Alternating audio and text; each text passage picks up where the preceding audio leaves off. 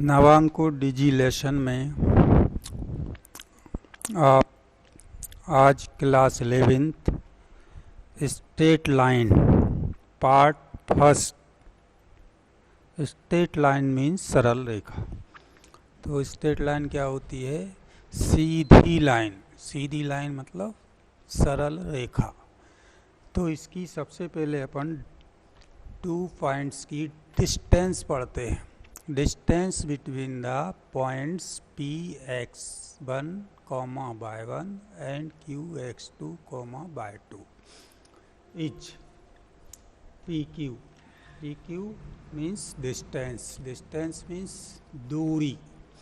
तो इसका फार्मूला है √x2 minus x1 whole square plus bracket में y2 minus y1 whole square.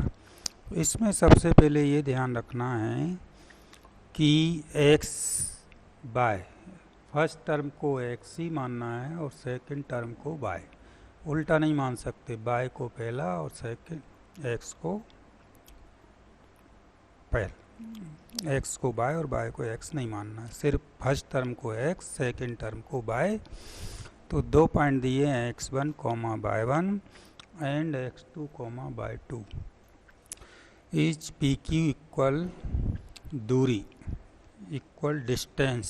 तो इसका फार्मूला हुआ √x2 minus x1 whole square plus y2 minus y1 whole square. ये 10th में भी पढ़ा है अपन ने। तो 2 पॉइंट की डिस्टेंस दूरी कैसे फाइंड करते हैं तो एग्जाम्पल से समझते हैं। For example distance the point 6, -4 and 3, 0 is.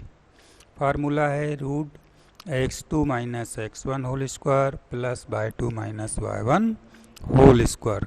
तो x2 की वैल्यू 3 है, x1 की वैल्यू 6 है।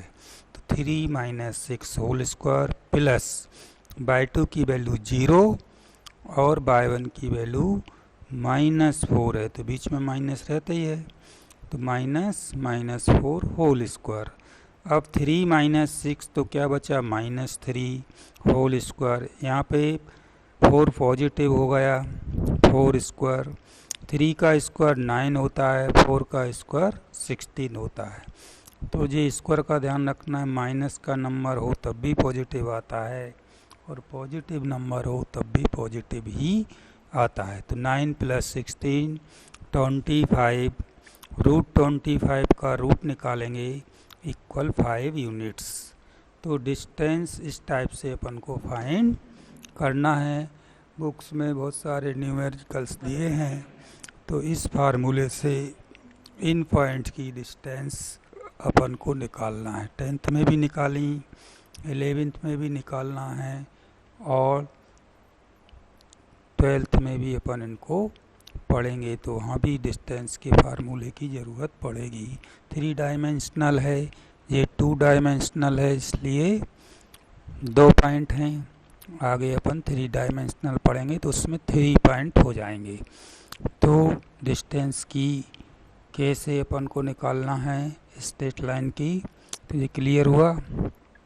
अब second, the coordinate of a point dividing the line segment joining the points x1, y1 and x2, y2 internally आंतरिक in the ratio m/n/r। जब इनका अनुपात दिया हो और 2 पॉइंट दिए हों तो इनका डिवाइडेशन कैसे करना है वो दिया। रेखाखंड का आंतरिक विभाजन। रेखाखंड का आंतरिक विभाजन हिंदी में कहते हैं रेखाखंड का आंतरिक विभाजन। The coordinate of a point dividing the line segment. Segment means रेखाखंड। Joining the point x1, y1 and x2, y2 internally in the ratio m/n/r। तो इनके ये फार्मूले हैं। तो रेशो है m/n, पॉइंट भी दिए हैं x1, y1, x2, y2। तो आंतरिक विभाजन का फार्मूला है x = m x2 + n x1 पहले x2 आएगा, फिर x1 आएगा upon m plus n। y के लिए फार्मूला है m/2 plus n/1 upon m plus n। तो ये आंतरिक विभाजन के लिए है, बाह्य विभाजन एक्सटर्नली के लिए होता है। जहाँ पॉजिटिव साइन है वहाँ पे नेगेटिव साइन आ जाएगा। फार्मूला बिल्कुल सेम यही रहेगा। एग्जाम्पल से समझते हैं। The coordinate of the point which divides the line segment joining A1-3 and B-3 9 internally. तो ये इंटरनली है, तो इंटरनली के लिए पॉजिटिव वाला फार्मूला लगाएंगे। एक्सटर्नली होता तो नेगेटिव वाला फार्मूला। रेशो भी दिया है 1:3 आर गिवन बाय, तो इस फार्मूले में पुट करेंगे x equal m x2 plus n x1 upon m plus n। तो m रेशो n कितना है 1:3। x1 और x2 चाहिए, तो x1 की वैल्यू 1 है और x2 की वैल्यू -3 है। First formula x2 plus n x1 upon m plus n में पुट की वैल्यू, तो x equal 1 into -3 plus 3 into 1 upon 1 plus 3। इनका जो सॉल्यूशन है वो आया -3 प्लस 3 अपॉन 4। इनको सॉल्व किया तो 0/4, इसकी वैल्यू 0 आ गई। अब सेकंड फार्मूला जो है y equal m/2 plus n/1 upon m plus n, इसमें रेशो वही है 1:3, तो m रेशो n की वैल्यू आ गई 1/3, y1/2 की वैल्यू है -3 और 9। तो y का फार्मूला अपन ने पढ़ा ही है m/2 plus n/1 upon m plus n। तो m की वैल्यू 1 है और y2 की वैल्यू 9 है, तो 1 इंटू 9 प्लस 3 इंटू -3। इसका सॉल्यूशन भी 0 आया ऊपर का। इसे 4 से डिवाइड किया तो 0, तो आंसर क्या आ गया 0 0। तो ये इंटरनली डिवाइड्स के इस टाइप से निकालेंगे। कोई भी लाइन दी है, कोई भी पॉइंट दिए हैं, कोई भी रेशो दिया है, इंटरनली है तो प्लस लगाएंगे, एक्सटर्नली है तो माइनस लगाएंगे, और इस टाइप से अपन इनको सॉल्व करते जाएंगे। सॉल्व करके अपन इनको निकालते जाएंगे। ठीक है। आगे इन particular if m equal n, जब रेशो समान दिया हो, रेशो बराबर हो, तो इसके लिए फार्मूला अलग है। फार्मूला क्या लगाएंगे, the coordinate of the mid point. तो ये फार्मूला मिड पॉइंट का फार्मूला कहलाता है मध्य बिंदु। हिंदी में कहते हैं मिड पॉइंट को मध्य बिंदु ज्ञात करना। तो मध्य बिंदु ज्ञात कैसे करते हैं, इसके लिए फार्मूला दिया है of the line segment joining the points x1, y1 and x2, y2 are x equal x1 plus x2 upon 2, y equal y1 plus y2 upon 2। तो इस फार्मूले में वैल्यूज पुट करके अपन मिड पॉइंट फाइंड कर लेंगे। और एग्जाम्पल से समझते हैं। For example, find the coordinate of the mid point of the line segment joining the point 2, 4 and 6, 8 are. तो x1 की वैल्यू 2 है, x2 की वैल्यू 6 है, एंड y1 की वैल्यू 4 और y2 की वैल्यू 8 है। Formula x equal x1 plus x2 upon 2, x1 की वैल्यू 2 प्लस x2 की वैल्यू 6 अपॉन 2, 2 और 6 को ऐड किया तो 8 हो गया। इसको 2 से डिवाइड किया तो कितना आ गया 4। ऐसे ही y के फार्मूले में वैल्यू पुट की, y1 की वैल्यू 4 प्लस y2 की वैल्यू 8, 4 8 को ऐड किया 12 अपॉन 2, 2 से 12 डिवाइड किया 6 आ गया। तो जो x और y की जो वैल्यूज आई वो क्या आई, x की वैल्यू 4, y की value 6। Coordinate of the mid point are x y equal 4, 6। ये इसका आंसर हो गया। अदर फार्मूला पढ़ते हैं। Area of the triangle whose vertex are x1 by 1, x2 by 2 and x3 by 3 each।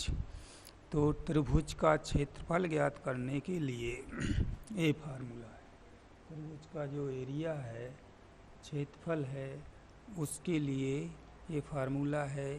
ये अपन 10th में भी इनको पढ़ चुके हुए हैं और यहाँ भी इनको अपने पढ़ना है। तो एरिया ऑफ ट्रायंगल, ट्रायंगल मतलब त्रिभुज का क्षेत्रफल ज्ञात करना। तो त्रिभुज के क्षेत्रफल ज्ञात करने का फार्मूला है 1/2 x1 ब्रैकेट में y2 minus y3 plus x3 x2 bracket में y3 minus y1 plus x3 y1 minus y2। और इसको मोड के अंदर अपन लिख देते हैं।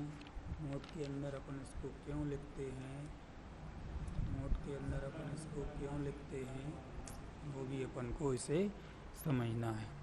For example the area of the triangle whose vertex are 4 4 3 minus 2 and minus 3 16 each। तो ये पॉइंट दिए हैं। x1 by 1 की वैल्यू 4 4 है, x2 बाई 2 की वैल्यू 3 माइनस 2 है और x3 बाई 3 की वैल्यू माइनस 3 और 16 है। फार्मूला, एरिया का फार्मूला अभी अपन ने पढ़ा, फिर से लिखते हैं। Area of triangle equal 1/2 mod x1 bracket में y2 minus y3 plus x2 by 3 minus y1 plus x3 y1 minus y2।